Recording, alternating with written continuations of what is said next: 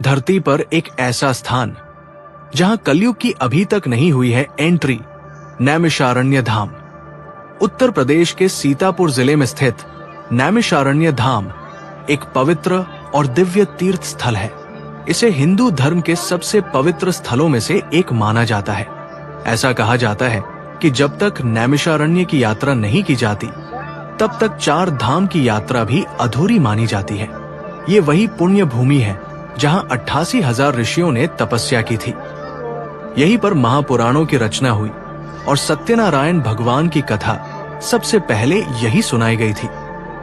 ये स्थान न केवल पुराणों में वर्णित है, बल्कि ब्रह्मा जी ने भी इसे ध्यान और योग के लिए सबसे उत्तम स्थान बताया है।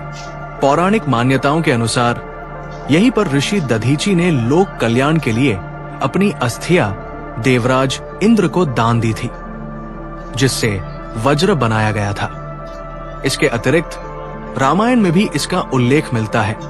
कहा जाता है कि भगवान श्री राम ने यहीं पर अश्वमेध यज्ञ का आयोजन किया था। इसलिए नैमिषारण्य केवल एक तीर्थ स्थल नहीं, बल्कि सनातन संस्कृति का जीवंत केंद्र है। एक ऐसा स्थान जहां आज भी अध्यात्म और तप की ऊर्जा अनुभव की जा सकती है। प्रिय दर्शकों, आज हम एक नई कहानी, एक नया वीडियो लेकर आपके समक्ष उपस्थित हुए हैं। आज की जो कथा है वो अत्यंत ज्ञानवर्धक और प्रेरणादायक है। कथा आरंभ करने से पहले आपसे एक विनम्र निवेदन है। शास्त्रों में कहा गया है कि अधूरी छोड़ी गई कथा दुख और पाप का कारण बनती है, इसलिए इसे अंत तक अवश्य सुनें। और अगर आप अपनी माँ से सच्चा प्रेम करते हैं तो इस वीडियो को लाइक करें, हमारे चैनल को सब्सक्राइब करें और कमेंट में माँ लिखकर अपना समर्थन दें। तो आइए बिना किसी विलंब के आरंभ करते हैं आज की प्रेरणादायक कथा। सृष्टि के आरंभ में जब देवताओं और असुरों का अस्तित्व संघर्ष में था, तब भगवान ब्रह्मा ने एक दिव्य चक्र का निर्माण किया। ये चक्र कोई साधारण अस्त्र नहीं था, बल्कि ये धर्म की स्थापना के लिए एक प्रतीक था। पुत्र ब्रह्मा जी ने विष्णु से कहा, इस चक्र को छोड़ दो और ये जहां रुकेगा वहां एक ऐसा स्थान बनेगा जहां कभी अधर्म का प्रवेश नहीं होगा। वहां सत्य का वास होगा और कलयुग के प्रभाव से वो स्थान सदैव अछूता रहेगा। भगवान विष्णु ने अपने हाथ से उस चक्र को छोड़ा। चक्र आकाश में उड़ता हुआ एक निमिष पलक झपकते ही में धरती पर आ गिरा। जिस स्थान पर चक्र गिरा उसे नैमिषारण्य नाम दिया गया। वो अरण्य, वन, जहां चक्र एक निमिष में पहुंचा।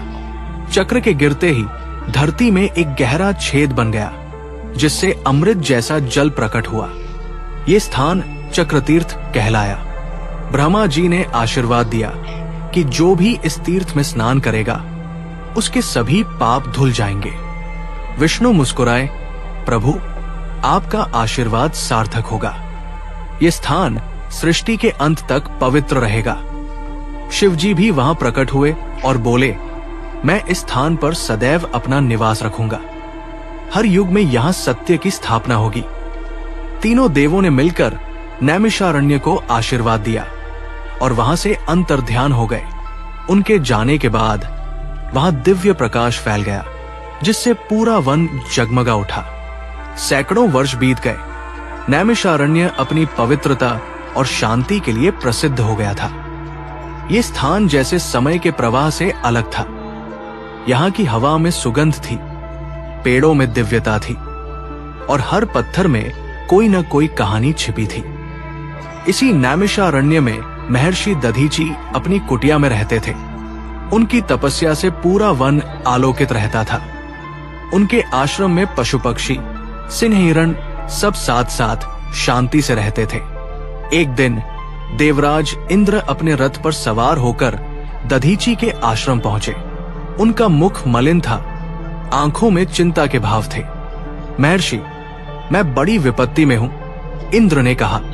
वृत्रासुर ने स्वर्ग पर आक्रमण कर दिया है। उसे कोई भी अस्त्र पराजित नहीं कर पा रहा है।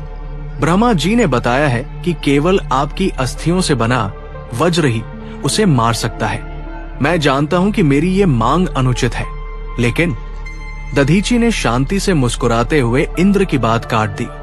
देवराज, ये शरीर तो नश्वर है, अगर इससे लोक कल्याण हो सकता है तो मुझे इसे त्यागने में क्या संकोच। इंद्र आश्चर्यचकित रह गए। वे जानते थे कि दधीची महान है, लेकिन इतना बड़ा त्याग।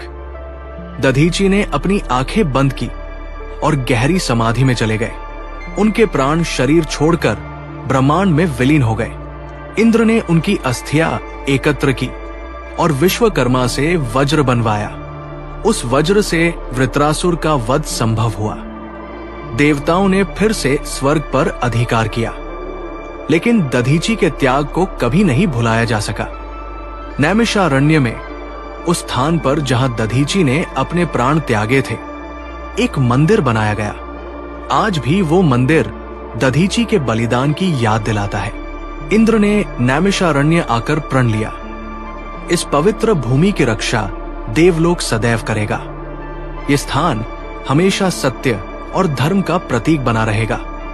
अगर इंद्र के द्वारा दधीची ऋषि का त्याग नैमिषारण्य की पहली बड़ी घटना थी, तो दूसरी महत्वपूर्ण घटना थी देवी सती के हृदय का यहां गिरना। जब दक्ष प्रजापति ने अपने यज्ञ में शिव का अपमान किया, तब सती ने अपने पिता के घर में ही प्राण त्याग दिए।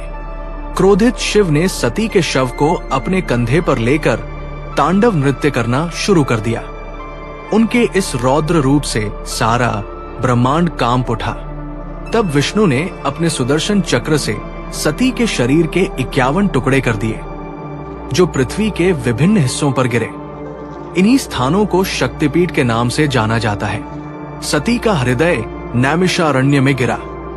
हृदय जो प्रेम का, कोमलता का प्रतीक है। इसी कारण यहां देवी ललिता के नाम से जानी जाती है। ललित अर्थात कोमल। हृदय के गिरते ही पूरा नैमिषारण्य दैवीय प्रकाश से जगमगा उठा। फूलों की वर्षा होने लगी।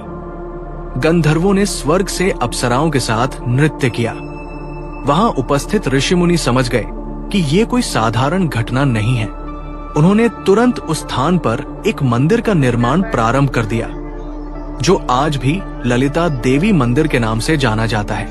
इस मंदिर में देवी लिंग धारिणी के रूप में विराजमान है। कहा जाता है कि जो भक्त सच्चे मन से यहाँ देवी के दर्शन करता है,